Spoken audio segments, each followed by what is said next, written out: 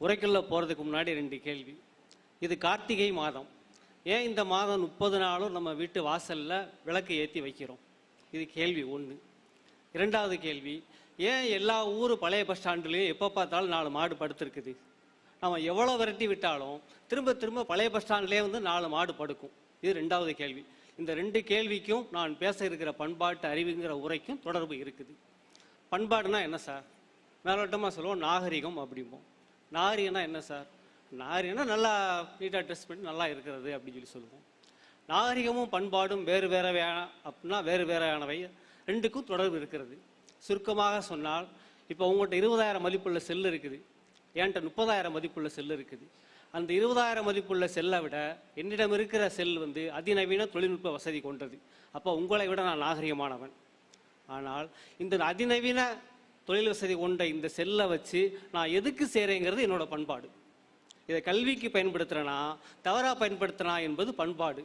அப்போ அதிநவீனமான கருவி கையில் இருந்தால் நாகரிகம், அதை எதுக்கு பயன்படுத்துகிறோம் என்பது பண்பாடு. பண்பாடு உலகம் முழுக்க பல்வகையாக இருக்குது. இனக்குழு பண்பாடு இருக்கிறது, வட்டாரத்துக்கு வட்டாரம் பண்பாடு மேம்படும், ஊருக்கு ஊர் பண்பாடு இருக்கும், ஒவ்வொரு ஜாதிக்கு ஜாதி பண்பாடு இருக்கும், ஒவ்வொரு வீட்டுக்கு வீடு பண்பாடு இருக்கும். அப்போ பண்பாடு பல வகையாக இருக்கும். இதில் நம்ம தமிழர்களுக்கே உரித்தான பண்பாடு குறித்து ஒரு சில கருத்து. நான் முதல்ல சொன்னோம் இல்லையா, இந்த 30 மாதமும் இந்த கார்த்திகை மாதம் 30 நாளும் ஏன் விளக்கு பொருத்தி வைக்கும்? விளக்கு பொருத்தி வைத்தல் என்பது நம்ம பண்பாட்டு கூறில் ஒன்று. எதுக்கு பொருத்தி வைக்கிறோம்? கார்த்திகை மாதம் என்பது தமிழகத்திற்கு மழையை வழி அனுப்புகிற மாதம் சார். இந்த மாதத்தில் பூச்சிகளோட இனப்பெருக்கம் அதிகமாக இருக்கும். இன்றைக்கி நம்ம நிறையா தொழிற்சாலைகள் பெருகிருச்சு.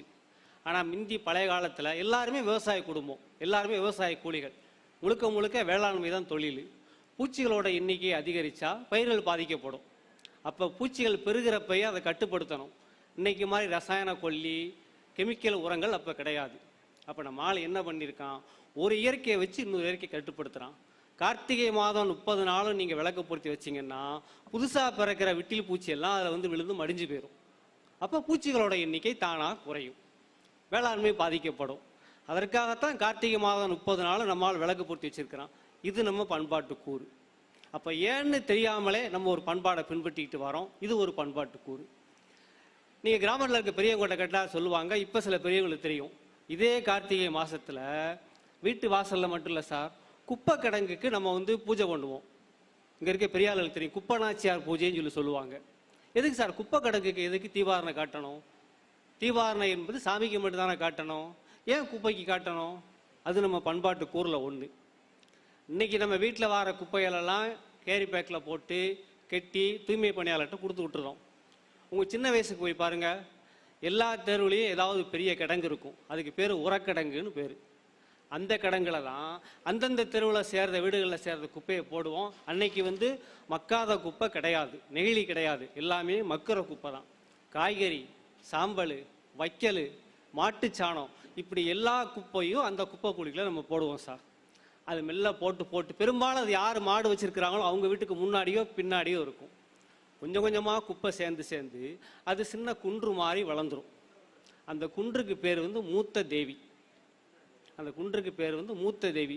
மூத்த தேவி என்பது நம் தமிழர்களின் தொல் தெய்வம், மூத்த தெய்வம்.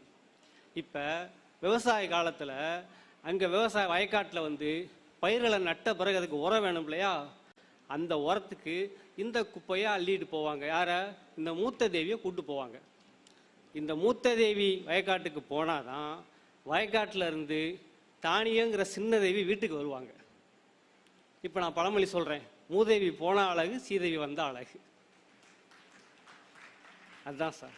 மூதேவி என்பது அழுக்கு சோம்பல் மடி இல்லை சார், நம்ம சேகரித்து வச்சுக்கிற உரக்கிடங்கு. இந்த மூத்த தேவி வயக்காட்டுக்கு போனால் தான் சின்ன தேவிங்கிற தானிய வீட்டுக்கு வருவாங்க. அந்த பழமொழியோட அர்த்தம் மூதேவி போனால் நல்லது, சீதேவி வந்தால் நல்லதுன்னு சொல்கிறோம். அப்போ ஒரு பண்பாட்டை ஏன் காரணம் தெரியாமல் விளக்கு பொருத்தி கொண்டாடிக்கிட்டு இருக்கிறோம், ஒரு பண்பாட்டை ஏன் தெரியாமலே தவறாக புரிஞ்சு நிப்பாட்டி வச்சுருக்கிறோம். இன்னொரு விஷயம், தீர்த்தவாரி. கோயில்களில் தீர்த்தவாரி நடத்துகிறோம். நம்ம எதுக்கு சார் தீர்த்தவாரி நடத்துகிறோம்? தீர்த்தவாரினா என்ன அப்படின்னா தெரியாதவங்களுக்கு சொல்கிறேன். அந்த ஊர் குளம் நிறைஞ்ச உடனே அந்த ஊரில் இருக்கிற சாமியை உற்சவரை கொண்டு அந்த குளத்தில் குளிப்பாட்டி திரும்ப கொண்டு போய் கோயிலுக்குள்ளே வைப்பாங்க. இதுக்கு பேர் தீர்த்தவாரி. எதுக்கு தீர்த்தவாரி சார் நம்ம வச்சான்? ஏன் அப்படின்னா உண்மையிலே தீர்த்தவாரி என்பது எங்கே நடக்கணும்னா கடமடை பகுதி ஏதோ அங்கே தான் தீர்த்தவாரி நடக்கணும். கடைமடைனா ஆறு மேற்கு உற்பத்தியாகி ஓடி கடலில் கிடக்குது இல்லையா, கடலில் எந்த இடத்துல கலக்குதோ அந்த இடத்துல எந்த ஊர் இருக்கோ அந்த ஊரில் எந்த சாமி இருக்கோ அந்த சாமிக்கு தான் தீர்த்தவாரி நடத்தணும். ஏன் சார் நடத்துகிறோம் அப்படின்னா, இன்னைக்கு இருக்கிற மாதிரி தகவல் தொடர்பு சாதனங்கள் அன்னைக்கு கிடையாது. அப்போ செய்தி போகணும். என்ன செய்தி போகணும்? மேம்படக்காரனுக்கெல்லாம் செய்தி போகணும். என்ன செய்தி போகணும்? எங்கள் ஊர் குளம் நிறைஞ்சிருச்சு, நீங்கள் உங்கள் ஊரில் கம்மாயை அடைச்சிடலான்னு செய்தி போகணும் அவனுக்கு. அந்த செய்தி போகிறதுக்கு தீர்த்தவாரி திருவிழா. அந்த ஊரில் தீர்த்தவாரி நடக்குன்னா அந்த ஊருக்கு தண்ணி போயிடுச்சு, நம்ம ஊர் கம்மா மடையை அடைச்சிக்கோங்க கூடான்னு அர்த்தம். தமிழர்கள் கண்டுபிடிச்ச மரபு இது. அப்படி ஒரு பண்பாட்டு கூற நம்ம பின்பற்றிக்கிட்டு இருக்கிறோம். இப்படி நீங்கள் எந்த விஷயத்தை எடுத்தாலும் பண்பாட்டை விட்டு நம்ம பிரிக்க முடியாது. அதனால்தான் பண்பாட்டு அறிவு என்று நாம் இன்று பேச நேர்ந்திருக்கிறது. இன்னொரு விஷயம், எப்போ நவீன சிந்தனை வளர வளர, புதிய புதிய கருவிகள் வளர வளர ஒரு பண்பாடு காலியாகும், புதிய பண்பாடு உள்ளே வரும். இப்போ உங்களுக்கு கேள்வி சார், ஒரு 30 ஆண்டுகளுக்கு முன்னாடி நம்மளோட சின்ன வயசில் வெள்ளி செவ்வாய்களில் தெருவுக்கு 2 வீட்டில் கோடாங்கி அடிச்சுக்கிட்டு இருப்பாங்க, பேய் பிடிச்சிருக்குன்னு சொல்லி. அந்த கோடாங்கி சத்தத்தை கேட்கறதுக்கே நமக்கு பயமாக இருக்கும், ஈரக்குளம் நடுங்கும். இப்போ எங்கேயாவது கோடாங்கி அடிச்சு அதாவது கேட்குமா? இல்லை. ஏன்? எல்லா பேயும் செத்து போச்சு சார். எப்படி செத்தது? கோடாங்கி அடிச்சே சாவச்சிட்டோமா? நம்ம சாமிகளாக சேர்ந்து பேய்களை கொன்றுச்சா? பேய்களை கொன்ன யார் தெரியுமா சார்? பேய்களை கொன்னது வந்து முழுக்க முழுக்க ஈபி டிபார்ட்மெண்ட்காரங்க சார். மின்சார வாரியம் தான் பேய்களை கொண்டாங்க. என்னைக்கு தெருவில் கரண்ட் கம்பி நட்டு தெரு விளக்கு எரிய ஆரம்பிச்சோ அன்னைக்கு பேய் செத்து போச்சு சார். ஏன்னா இருட்டு தான் மனுஷனுக்கு பயம். அப்போ ஒரு மின்சார கருவி உள்ள வருது, ஒரு பண்பாடு காலியாகுது. அப்படி சில பண்பாடு நம்மை விட்டு பிரிந்திருக்கிறது. இப்படி வாழ்வின் எல்லா கட்டத்தில் வந்து நம்ம வந்து பண்பாடோடு தான் பின்னி பிணைஞ்சிருக்கிறோம். அப்போ என்ன அப்படின்னா, மலைவாழ் மக்கள் எடுத்துக்கிடுவோம். அவங்கள்ட்ட அதிநவீன கருவி இருக்காது, நாகரிகமான மனிதர்களாக இருக்க மாட்டாங்க, ஆனால் பண்பாட்டில் உயர்ந்திருப்பாங்க. நம்ம நகரத்துக்குள்ளே இருப்போம், அதிநவீன கருவி வச்சுருப்போம், நல்லா படிச்சிருப்போம், ஆனால் பண்பாடு இல்லாமல் இருப்போம். அப்போ பண்பாடு என்பது படிப்பால் வருவதல்ல. ஒவ்வொரு சமூகமும் அந்தந்த காலகட்டத்தில் அந்த எல்லாரும் ஏற்றுக்கிறது ஏதோ, எல்லாருக்கும் நல்லது ஏதோ, அதை வந்து பண்பாடுன்னு வச்சுருக்கிறோம். நம்மகிட்ட இன்னொரு விஷயம் உண்டு உங்களுக்கு. எல்லா ஊர்லேயும் பாருங்க, எந்த ஊர்னாலும் போய் பாருங்கள், ஊரை காக்கிற அம்மன் கோயிலில் வடக்க வாக்க தான் இருக்கும். பெருந்தெய்வ கோயிலை விட்டுருங்க, மதுரை மீனாட்சி, காஞ்சி காமாட்சி அவங்கள விட்டுருவோம், அவங்களாம் பெருந்தெய்வங்கள். ஊரை காக்கிற பத்ரகாளி அம்மன், மாரியம்மன் கோயிலெலாம் வடக்க வாக்க தான் இருக்கும். ஏன்? அது நம்ம பண்பாடு சார், அது ஒரு பண்பாட்டு கூறு. ஏன்னா தமிழகத்திற்கு ஆபத்து என்பது தெற்க இருந்து வராது. ஏன்னா தெற்க 3 புறமும் கடல். ஆபத்து வந்தால் வடக்கு இருந்து தான் வரணும்னு சொல்லி நம்ம முன்னோர்கள் கணிச்சிருக்கான். அப்போ வடக்கிருந்து வருகிற ஆபத்தை அம்மன் எதிர்கொண்டு இந்த ஊரை காக்கணுக்காகத்தான் ஊரை காக்கிற அம்மனால் வடக்க வாக்க வைக்கணும் நம்ம. அதனால தான் அம்மனுக்கு பேர் வடக்கு வாசெல்வின்னு பேர். இப்படி நீங்கள் வாழ்வின் எந்த நுட்பத்தை எடுத்தாலும் பண்பாட்டிலிருந்து நம்ம பிரிக்க முடியாது. இன்னொரு முக்கியமான பொருள் சார், உப்பு. இன்றைக்கி நம்ம எல்லாம் இங்கே மாவட்ட ஆட்சியர் கூட இருக்கிறாங்க. இன்றைக்கி நம்ம எல்லாம் கூடி தீர்மானம் போட்டு இனிமேல் எங்கள் விருதுநகர் மாவட்டத்திற்கு எந்த பொருளும் வேறு மாவட்டத்திலேருந்து வர வேண்டாம், எங்கள் மாவட்டத்துக்குள்ளே விளையிற பொருளை வச்சு, இங்கே விளையிற தொழிற்சாலையை வச்சு நாங்கள் வாழ்ந்துக்கிறோம்னு முடிவு எடுத்துட்டா நிச்சயம் வாழ்ந்து விடலாம். ஆனால் ஒரு பொருள் மட்டும் விட மாட்டேன் இல்லை சார், அந்த பொருள் வெளியேருந்து தான் வரணும். உப்பு. உப்பு வந்து சமவெளியில் மக்கள்கிட்ட கிடையாது, கடற்கரையிலேருந்து தான் வரணும் அந்த காலத்தில். அதனால தான் அந்த காலத்தில் வந்து உப்பு தான் செல்வம், உப்பு தான் பண்டமாட்டு பொருள். அதனால தான் பால் காய்ச்சிற வீட்டுக்கு நீங்கள் உப்பு கொண்டு போகிறீங்க. காரணம் இல்லாமல் உப்பு கொண்டு போகல, எல்லாம் உப்பு தான் அளப்பரிய செல்வம் மனிதருக்கு.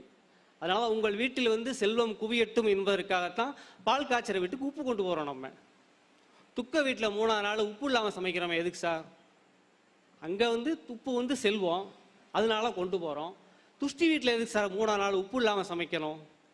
உப்பு ஒரு உரம் செல்வம் எப்படி என்பது உண்மையோ, உப்பு ஒரு உரம் வந்து உறவின் தொடர்ச்சி, உப்பு என்பது அன்பின் குறியீடு. அதனால தான் உப்பிட்ட வரை உள்ளளவு நிலைன்னு நம்மகிட்ட பழமொழி இருக்குது.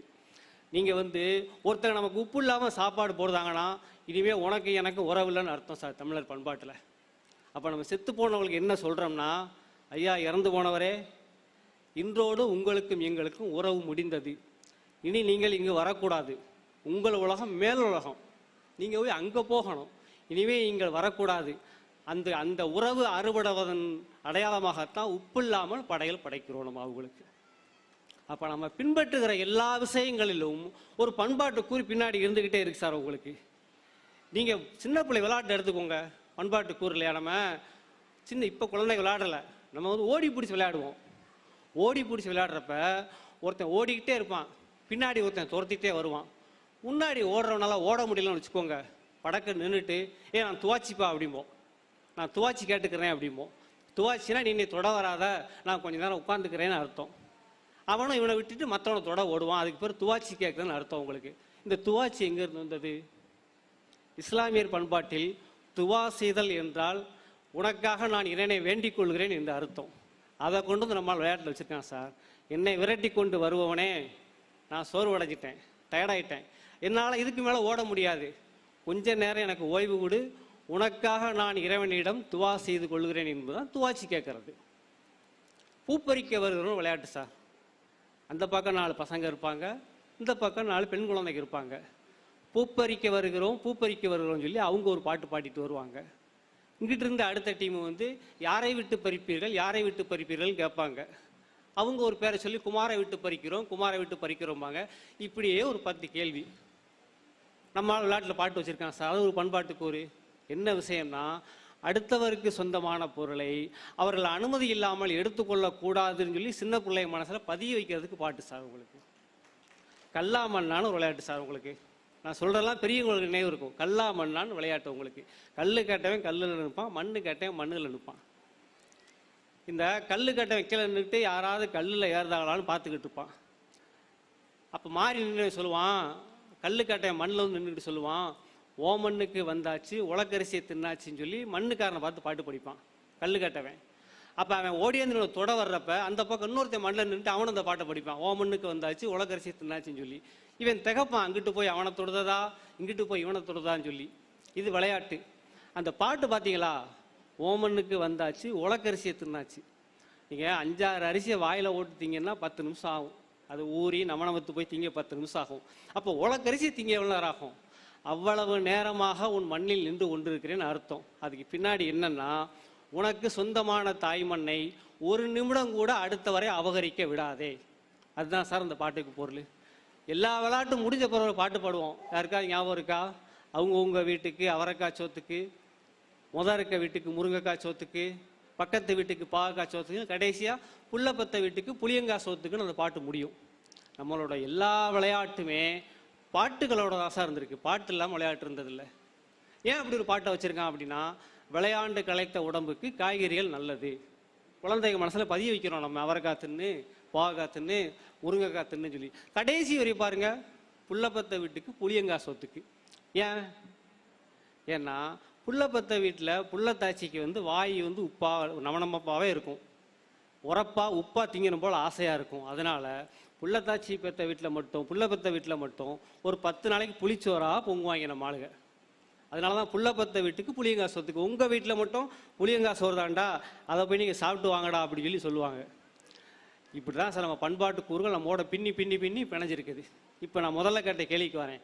ஏன் எல்லா ஊர் பஸ் ஸ்டாண்ட்லேயும் மாடுகள் படுத்திருக்கு? குறிப்பாக பழைய பஸ் ஸ்டாண்டுகளில், பழைய பஸ் ஸ்டாண்டு இல்லைனா ஊரோட முக்கிய சந்தைகளில் இப்படி மாடுகள் படுத்திருக்கும். என்னன்னா, இன்னைக்கு நமக்கு அது பழைய பஸ் ஸ்டாண்டு சார். ஆனால் மாட்டுக்கு வந்து அதோட பழைய மந்தை 100 ஆண்டுகளுக்கு முன்னாடி அந்த மாட்டோட அம்மா, அந்த மாட்டோட அம்மம்மா, தாத்தா பாட்டி மாடுகள்லாம் அங்கே தான் மேய்ஞ்சி தின்னு இளைப்பாரி இருக்கு.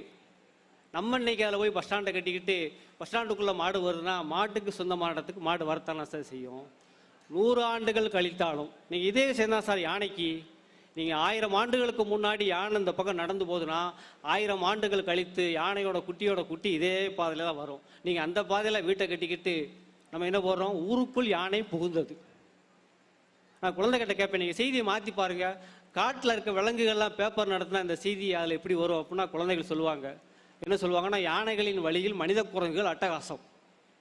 காட்டில் உள்ள நியூஸ் பேப்பரில் அப்படி செய்தி வருமா?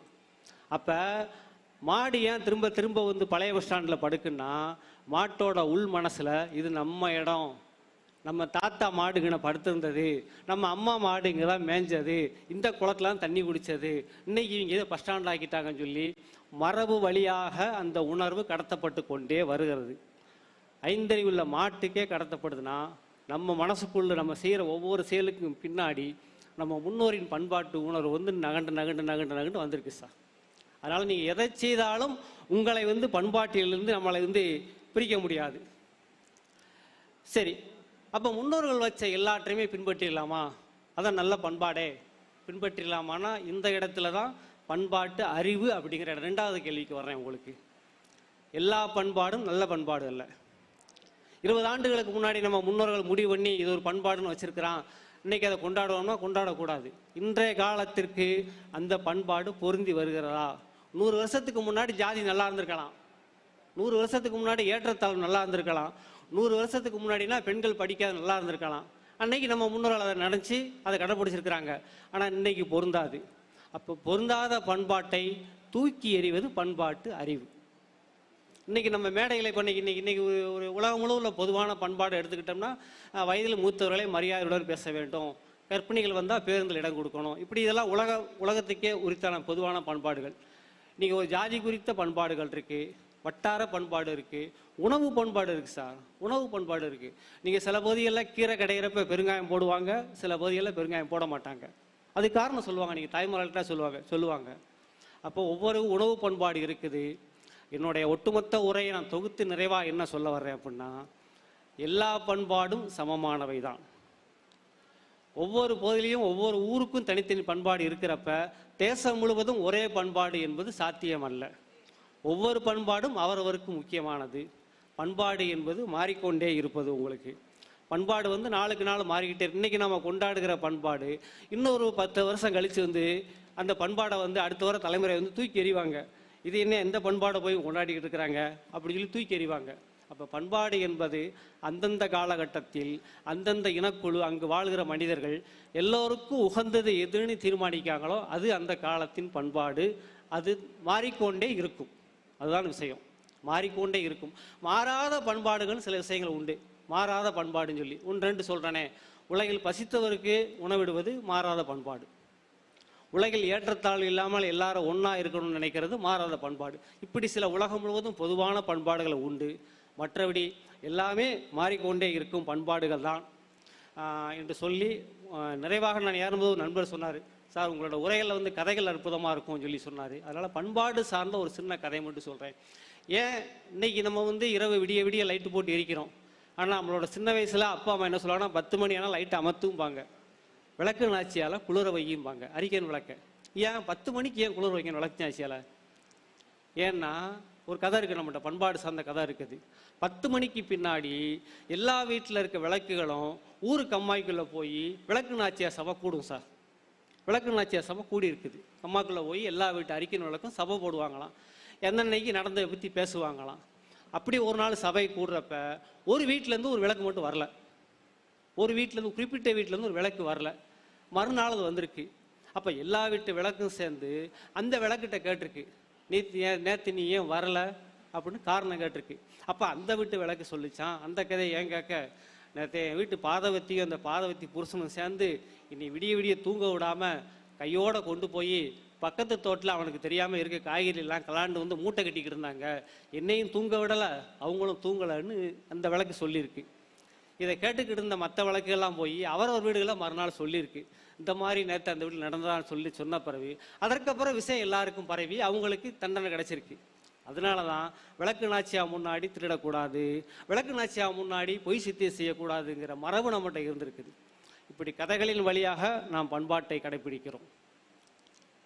கார்த்திகை விளக்கு பொருத்தத்தின் மூலமாக ஏன்னு தெரியாமல் நம்ம முன்னோர் கடைபிடித்த ஒரு பண்பாட்டை கடைபிடிக்கிறோம்.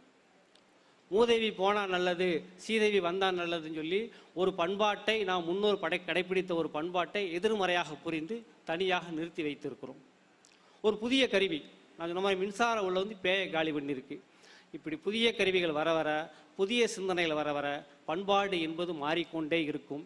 எது சிறந்தது பண்பாடு, எது மனிதனுக்கு உகந்தது என்பதை நமக்கு புத்தகங்கள் கற்றுத்தரும். பண்பாட்டை குறித்து நாம் நிறைய தெரிந்து கொள்ள வேண்டுமானால் தோ பரமசிவன், சிவசுப்பிரமணியன், வானமாமலை, தனஞ்சயன், ராமச்சந்திரன் உள்ளிட்ட பேராசிரியர்கள் எழுதிய பண்பாடு சார்ந்த புத்தகங்கள் நிறைய நம்ம உள்ள இருக்கு சார். அவற்றை தேடி படிப்பதன் வழியாக நம்ம ஒன்று செய்கிறோம்ல, அதை ஏன் செய்கிறோன்னு சொல்லி அதுக்கு காரணம் இருக்கு. அப்படி தேடி கண்டடைய வேண்டும். அப்படி தேடி கண்டடைவதற்கு வாசிப்பு துணையாக நிற்கும். அந்த வாசிப்பிற்கு இந்த புத்தக கண்காட்சி உங்களை வழிகாட்டட்டும் என்று கூறி நன்றி கூறி அமர்கிறேன். நன்றி, வணக்கம்.